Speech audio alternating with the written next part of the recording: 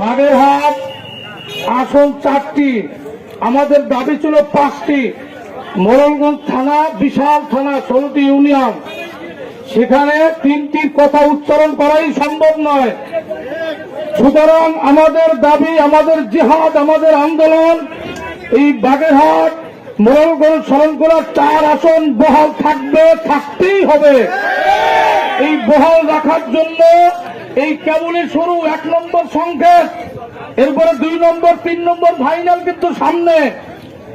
এই অন্তর্বর্তী সরকারকে জানাইতে চাই, বিশেষ করে সিসিকে জানাইতে চাই, আপনি আপনার দেশের চিড়িয়াখানার বাঘ দেখছেন, সুন্দরবনের বাঘ কিন্তু দেখেন নাই।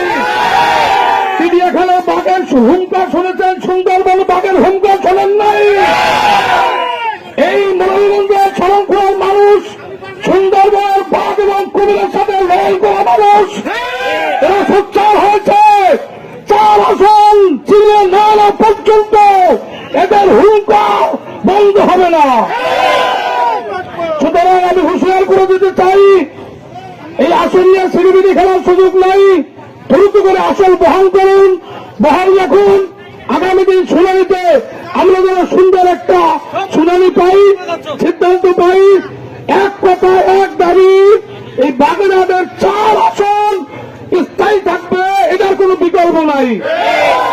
সর্বদলীয় সংগ্রাম, এখানে সর্বশ্রেণীর নারী পুরুষ সব দলের দাবি বাগেরহাটের 4 আসন বহাল থাকবে, রাখবো।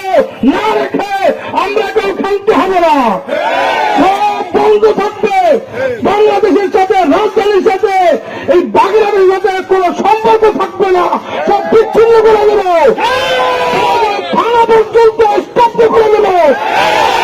বাগেরহাটের 4 আসনকে ফিরিয়ে আনতে হবে।